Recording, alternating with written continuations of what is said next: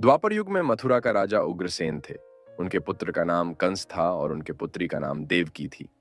कंस का बहन देवकी का विवाह वसुदेव के साथ हुआ था। एक दिन कंस ने आकाशवाणी सुना कि देवकी के 8वें पुत्र द्वारा वह मारा जाएगा। इससे बचने के लिए कंस ने देवकी और वसुदेव को मथुरा के कारागार में डाल दिया और साथ ही अपने पिता को भी कारागार में डालकर स्वयं मथुरा का राजा बन गया। कृष्ण का जन्म भाद्रपद मास में कृष्ण पक्ष में अष्टमी तिथि रोहिणी नक्षत्र के दिन रात्रि के 12 बजे हुआ था।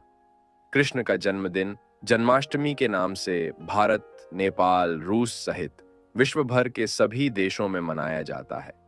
कृष्ण भगवान का जन्म मथुरा में कंस के कारागार में हुआ था। कृष्ण के पिता का नाम वासुदेव और माता का नाम माता देवकी थी। कृष्ण उनके 8वीं संतान थे। अधिक पढ़ें। भगवान कृष्ण किस वंश के थे?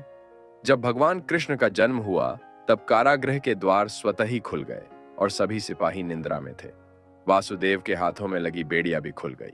तब वासुदेव अपने पुत्र को लेकर कारागृह से निकल पड़े।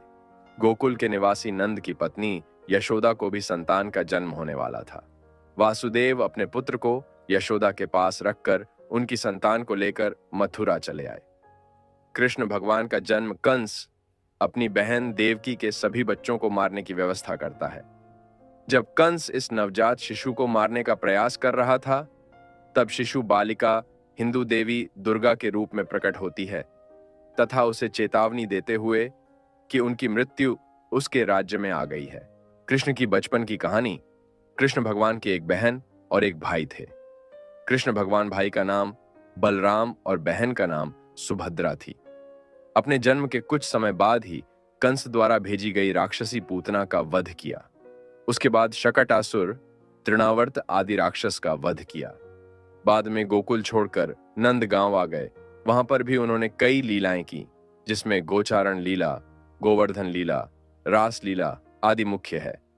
भगवान कृष्ण ने स्नान करती गोपियों के कपड़े चुराकर उन्हें एक सिख दिया था।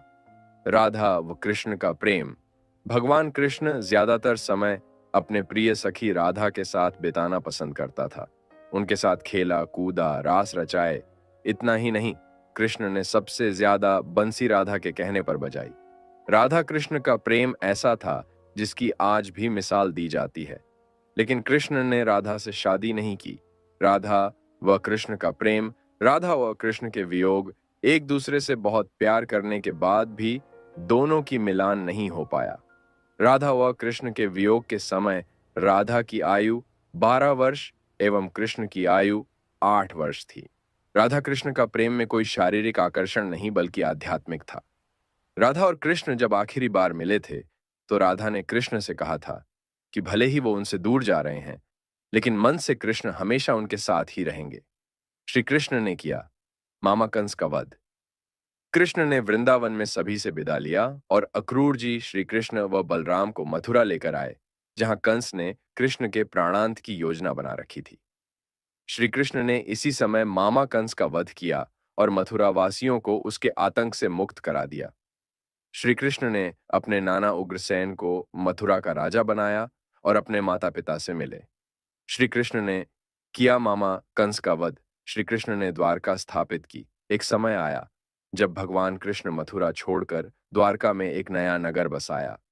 श्री कृष्ण की इस नगरी का नाम द्वारका था। अनेक द्वारों का शहर होने के कारण इस नगर का नाम द्वारका पड़ा। श्री कृष्ण का विवाह श्री कृष्ण के पहली पत्नी देवी रुक्मिणी थी।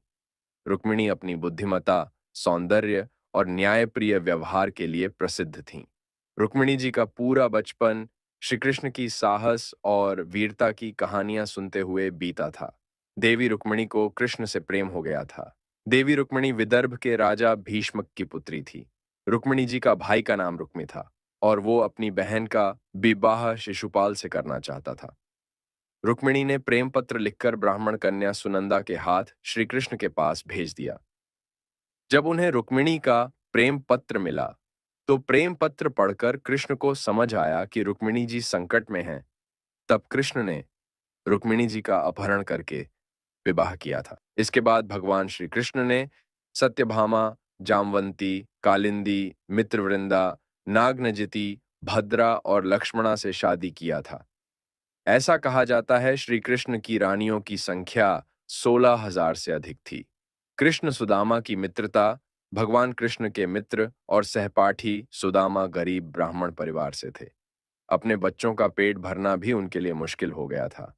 एक दिन सुदामा की पत्नी ने कहा कि हम भले ही भूखे रहें, लेकिन बच्चों का पेट तो भरना चाहिए ना। इतना बोलते बोलते उसकी आंखों में आंसू आ गए। ऐसा देखकर सुदामा बहुत दुखी हुए और पत्नी से इसका उपाय पूछा। पत्नी ने सुदामा से कहा, आप कई बार कहते हो कृष्ण के साथ आपकी बहुत मित्रता है। वे तो द्वारका के राजा हैं, आप उनसे मिलने के लिए जाना चाहिए, तो आपकी हालत देखकर बिना मांगे ही कुछ न कुछ मदद कर देंगे। बड़ी मुश्किल से सुदामा कृष्ण के साथ मिलने के लिए तैयार हुआ।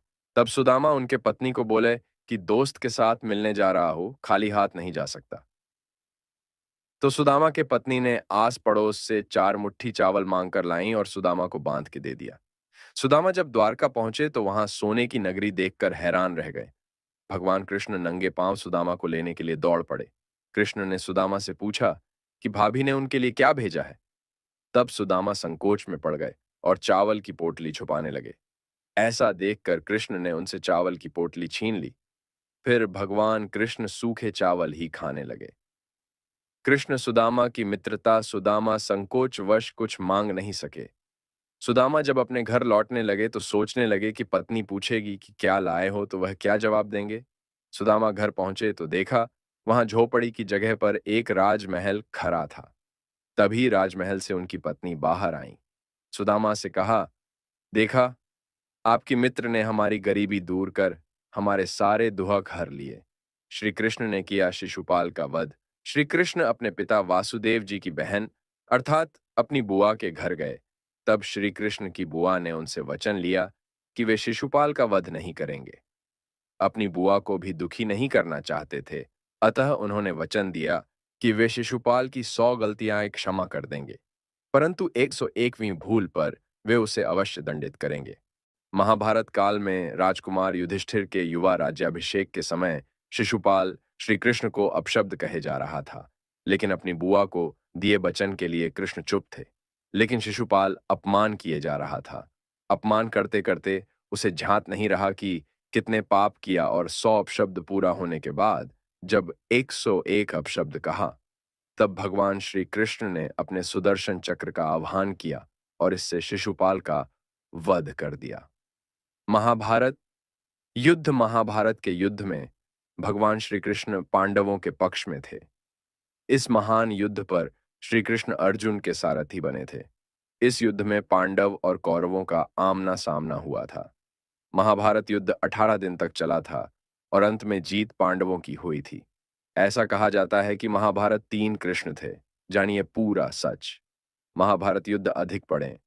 महाभारत के समय कृष्ण और अर्जुन की आयु कितनी थी? श्री कृष्ण ने अश्वत्थामा को श्राप दिया। महाभारत युद्ध के अंत होने के बाद दुर्योधन के कहने पर अश्वत्थामा ने नींद में सोते पांडव पुत्रों को धोखे से मार दिया।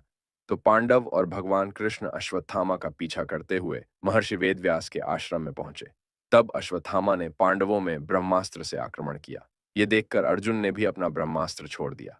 महर्षि व्यास ने दोनों ब्रह्मास्त्र को टकराने से रोकने के लिए अश्वत्थामा और अर्जुन को अपने अपने ब्रह्मास्त्र वापस लेने को कहा, क्योंकि दोनों ब्रह्मास्त्र अगर टकरा जाते तो पृथ्वी का विनाश निश्चित था। तो अर्जुन ने अपना ब्रह्मास्त्र वापस ले लिया, लेकिन अश्वत्थामा ने अपने ब्रह्मास्त्र की दिशा अभिमन्यु की पत्नी उत्तरा के गर्भाशय की ओर बदल दी। ये देखकर भगवान कृष्ण क्रोधित हो गए। अपनी सुदर्शन चक्र से अश्वत्थामा के माथे पर लगी मणि को निकाल दिया, जिससे उसके माथे पर एक घाव हो गया। और कृष्ण ने अश्वत्थामा को श्राप दिया कि तुम 3000 साल तक इस धरती पर भटकते रहोगे। तुम्हारे शरीर से बदबूदार घाव की गंध निकलेगी, इसलिए तुम मनुष्यों के बीच नहीं रह पाओगे। कोई तुम्हें पानी के लिए पहुंचेगा भी नहीं। गांधारी ने दिया था यदुवंश के नाश का श्राप। 18 दिन चले। महाभारत के युद्ध के अंत में पांडवों की जीत हुई और कौरवों के समस्त कुल का नाश हुआ। जब हस्तिनापुर में युधिष्ठिर का राज तिलक हो रहा था, माता गांधारी ने महाभारत युद्ध के लिए श्री कृष्ण को दोषी ठहराते हुए श्राप दिया कि जिस प्रकार कौरवों के वंश का नाश हुआ है, ठीक उसी प्रकार यदुवंश का भी नाश होगा। गांधारी ने दिया था यदुवंश के नाश का श्राप। बलराम जी के देह त्यागने के बाद एक दिन श्री कृष्ण पीपल के नीचे ध्यान की मुद्रा में बैठे हुए थे। तब एक शिकारी उधर से जा रहा था और उसे लगा कि कोई हिरण है, और बिना कोई विचार किए वहीं से एक तीर छोड़ दिया, जो कि श्री कृष्ण के तलवे में जाकर लगा। शिकारी पास जाकर देखा तो वहां पर श्री कृष्ण थे। इसके बाद उसे बहुत पश्चाताप हुआ और वह क्षमा याचना करने लगा।